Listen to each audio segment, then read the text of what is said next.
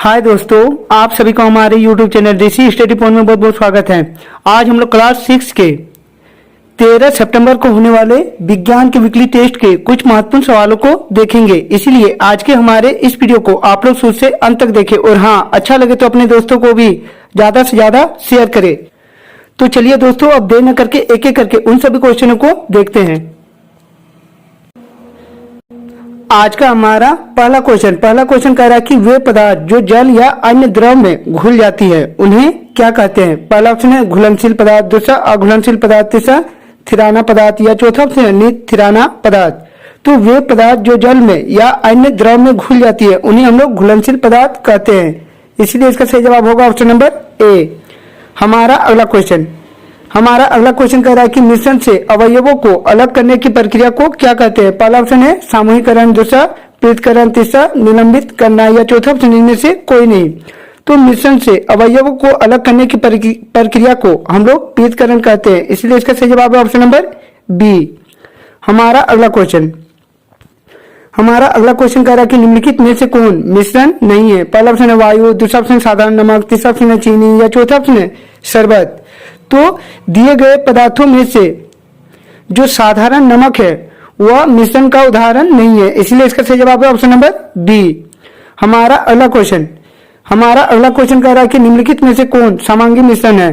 पहला ऑप्शन है तेल जल का मिश्रण, दूसरा ऑप्शन है बालू जल का मिश्रण, तीसरा कुहासा या चौथा ऑप्शन है नाइट्रोजन ऑक्सीजन का मिश्रण। तो इनमें से जो समांगी मिश्रण का उदाहरण है वह ऑप्शन नंबर डी है, नाइट्रोजन और ऑक्सीजन का मिश्रण। हमारा अगला क्वेश्चन कह रहा है कि निम्नलिखित में से कौन समांगी मिश्रण है। पहला ऑप्शन है जल तेल का मिश्रण, दूसरा ऑप्शन है जल बालू का मिश्रण, तीसरा ऑप्शन है जल मिट्टी का मिश्रण या चौथा ऑप्शन है जल नमक का मिश्रण। तो इनमें से जो जल और नमक का मिश्रण है वह एक समांगी मिश्रण का उदाहरण है। इसलिए इसका सही जवाब है ऑप्शन नंबर डी। हमारा अगला क्वेश्चन कह रहा है कि निम्नलिखित में से कौन विसमांगी मिश्रण नहीं है। पहला ऑप्शन है बालू नमक का मिश्रण, दूसरा चावल दाल का मिश्रण, तीसरा ऑप्शन है चावल कंकड़ का मिश्रण या चौथा ऑप्शन है चीनी जल का मिश्रण।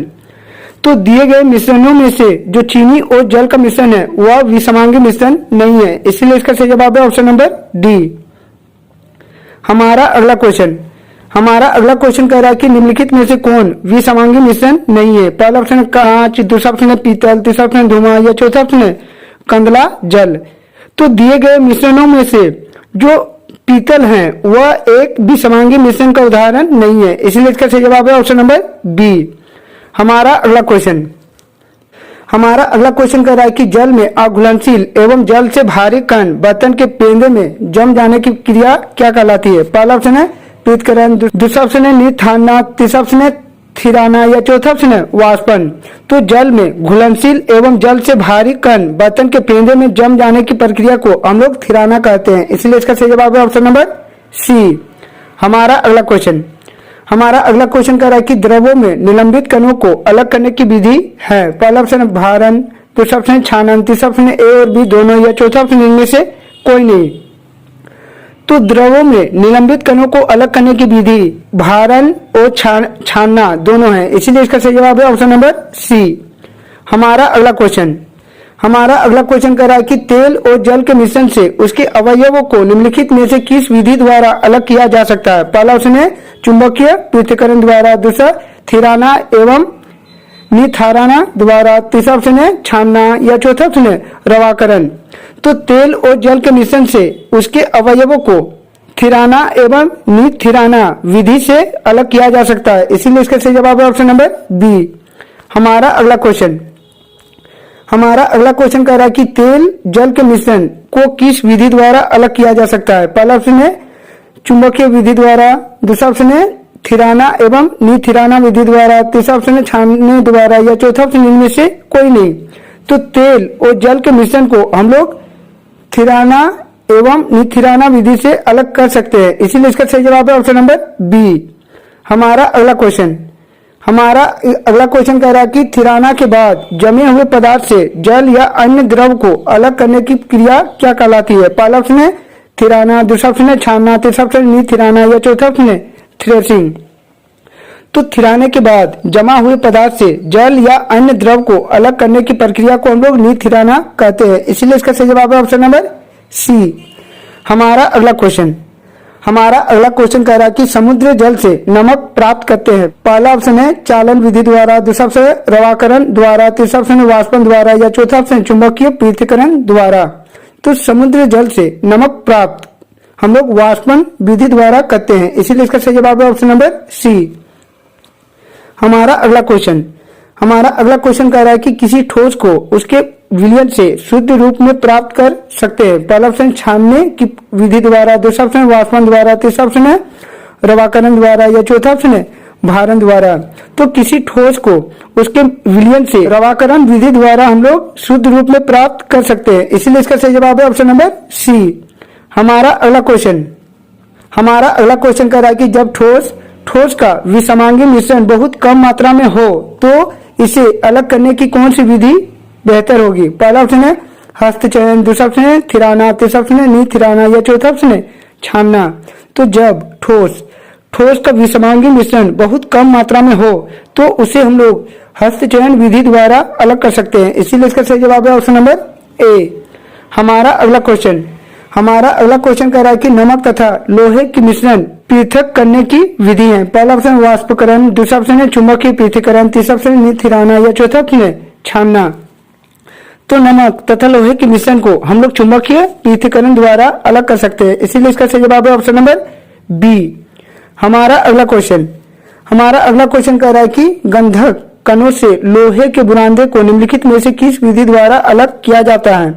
पहला ऑप्शन है चुंबकीय विधि द्वारा, दूसरा ऑप्शन है छानन द्वारा, तीसरा ऑप्शन मंथन द्वारा या चौथा ऑप्शन है आसवन द्वारा। तो गंधक कणों से लोहे के बुरादे को हम लोग चुंबकीय पृथक्करण विधि द्वारा अलग कर सकते हैं। इसीलिए इसका सही जवाब है ऑप्शन नंबर ए। हमारा अगला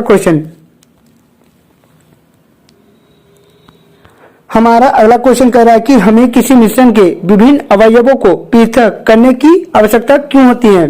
तो इसका सही आंसर होगा कि हमें किसी मिश्रण के विभिन्न अवयवों को पृथक करने की आवश्यकता इसलिए होती है क्योंकि मिश्रण के विभिन्न घटक उपयोगी नहीं होती हैं बल्कि हानिकारक भी हो सकती हैं। इसीलिए हमें मिश्रण को अलग करने की आवश्यकता पड़ती है। जैसे चाय को बनाने के बाद चाय की चायपत्तियों को प्रयोग हम दोबारा नहीं कर सकते हैं। गेहूं में जो पत्थर होते हैं वो हानिकारक होती हैं, इसीलिए उन्हें निकाल देते हैं। हमारा अगला क्वेश्चन कह रहा है कि निष्पावन से क्या अभिप्राय है, यह कहाँ उपयोग किया जाता है। तो इसका सही आंसर होगा कि किसी मिश्रण के अवयवों को वायु द्वारा पृथक करने की प्रक्रिया को हम लोग निष्पावन कहते हैं। निष्पावन का उपयोग गेहूं के दानों को उनके भूसे से अलग करने के लिए किया जाता है। अनाज के भारी दानों में से हल्के एवं भारी कणों को अलग करने में किया जाता है। हमारा अगला क्वेश्चन कह रहा है कि समुद्र के जल से साधारण नमक कैसे प्राप्त करेंगे। तो इसका सही आंसर होगा कि समुद्री जल से नमक प्राप्त करने हेतु सबसे पहले जल को वाष्पन किया जाता है। तत्पश्चात वाष्पीकरण जल को केतली में जमा कर पुनः उस जल को संघनित किया जाता है, तब नमक प्राप्त होता है। हमारा अगला क्वेश्चन कह रहा है कि वाष्पन की परिभाषा लिखें। तो इसका सही आंसर होगा कि वाष्पन वह प्रक्रिया है जिसमें द्रव के वाष्प में बदलता है। किसी द्रव में घुले ठोस को पृथक करने के लिए वाष्पन का प्रयोग किया जाता है। हमारा अगला क्वेश्चन और हमारे सेट का आखिरी क्वेश्चन। अगला क्वेश्चन कह रहा है कि संघनन क्या है। जल वाष्पन के द्रव रूप में बदलने की प्रक्रिया को संघनन कहते हैं। तो दोस्तों यह था हम लोगों का आज का आप लोगों का होने वाला 13 सितंबर को साइंस के वीकली टेस्ट के कुछ महत्वपूर्ण क्वेश्चन। तो दोस्तों यदि आप लोग हमारे इस चैनल से पहली बार जुड़े हैं तो हमारे इस चैनल को सब्सक्राइब कर लो और बेल आइकन को दबा ले ताकि हमारे इस चैनल में जब भी कोई नया वीडियो अपलोड हो आप तक नोटिफिकेशन सबसे पहले पहुंचे। तो चलिए दोस्तों और एक नए वीडियो के साथ फिर मिलते हैं, तब तक के लिए बाय।